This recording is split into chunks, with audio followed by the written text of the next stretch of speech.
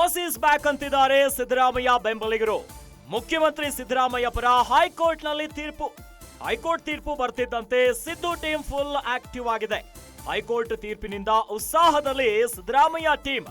Court ಆದೇಶದ ಬಳಿಕ ಸಿದ್ದು ಶಿಷ್ಯರಿಗೆ ಸೂಪರ್ ಕಾನ್ಫಿಡೆಂಟ್.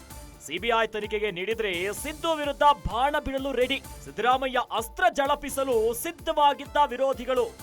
ಸಿದ್ದು ರಾಜೀನಾಮೆ ನೀಡಬೇಕೆಂಬ ಒತ್ತಾಯ ತೀವ್ರಗೊಳಿಸೋ ಪ್ಲಾನ್. ಹೈಕೋರ್ಟ್ ತೀರ್ಪು ಸಿದ್ದು ವಿರೋಧಿಗಳಿಗೆ ಸಖತ್ ನಿರಾಸೆಯಾಗಿದೆ. ಸಿಎಂ ಚೇಂಜ್ ಎಂಬ ಬಹಿರಂಗ ಚರ್ಚೆಗೂ ತಾತ್ಕಾಲಿಕ ವಿರಾಮ. ಸದ್ಯ ಯಾವುದೇ ನಿರ್ಧಾರವನ್ನ ಕೈಗೊಳ್ಳುವ ಸ್ಥಿತಿಯಲ್ಲಿ ಇಲ್ಲ ಹೈಕಮಾಂಡ್.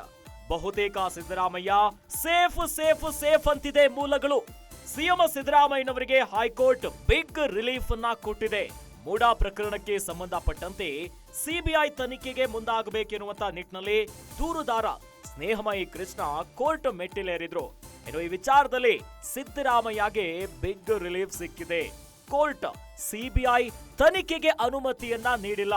ಈ ಮೂಲಕವಾಗಿ ಮಹತ್ವದ ಆದೇಶ ಬಂದ ಹಿನ್ನೆಲೆಯಲ್ಲಿ ಸಿದ್ದರಾಮಯ್ಯಗೀಗ ಗೆದ್ದರಾಮಯ್ಯ ಅಂತಿದ್ದಾರೆ. ಯಾಕಂದ್ರೆ ಮುಖ್ಯಮಂತ್ರಿ ಸಿದ್ದರಾಮಯ್ಯನವರ ಪರವಾಗಿ ಹೈಕೋರ್ಟ್ನಲ್ಲಿ ತೀರ್ಪು ಬಂದಿದೆ.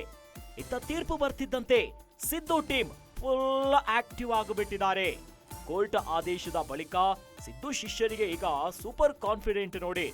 ಅಂದ್ರೆ ಸಿಬಿಐ ತನಿಖೆಗೆ ಅನುಮತಿಯನ್ನ ಕೊಟ್ಟಿದ್ರೆ ಸಿದ್ದರಾಮಯ್ಯನವರ ವಿರೋಧಿಗಳು ಫುಲ್ ಸ್ಟ್ರಾಂಗ್ ಆಗ್ತಿದ್ರು.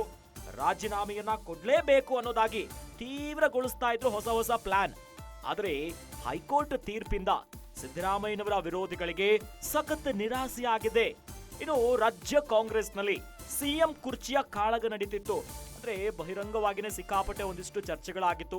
ಬದಲಾಗಬೇಕು, 2.5 ವರ್ಷ ಅನ್ನುವಂತ ಕೆಲವು ಮಾತಿತ್ತು.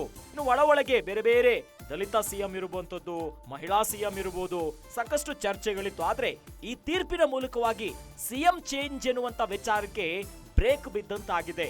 ಇನ್ನು ಸದ್ಯ ಯಾವುದೇ ನಿರ್ಧಾರವನ್ನ ಕೈಗೊಳ್ಳುವ ಸ್ಥಿತಿಯಲ್ಲಿ ಹೈಕಮಾಂಡ್ ಕೂಡ ಇಲ್ಲ. ಸಿದ್ದರಾಮಯ್ಯನವರ ರಾಜಕೀಯ ಜೀವನದಲ್ಲಿ ಈ ಒಂದು ಮೂಡಾ ಪ್ರಕರಣ ಒಂದು ಕಪ್ಪು ಚುಕ್ಕಿ ಆಗುತ್ತೆ. ಸಿಬಿಐ ತನಿಖೆಗೆ ಅನುಮತಿಯನ್ನ ಕೊಟ್ಟಿದ್ರೆ ರಾಜೀನಾಮೆಗೆ ಆಗ್ರಹಿಸುವುದು ದೊಡ್ಡ ಮಟ್ಟದ ಕೂಗು ಬರ್ತಾ ಇತ್ತು. ಆದ್ರೆ ಹೈಕೋರ್ಟಿನ ತೀರ್ಪಿನಿಂದಾಗಿ ಸಿದ್ದರಾಮಯ್ಯಗೆ ರಿಲೀಫ್ ಆಗಿದೆ. ಬಹುತೇಕ ಸಿದ್ದರಾಮಯ್ಯ ಸೇಫ್ ಅಂತಿದೆ ಉನ್ನತ ಮೂಲಗಳು.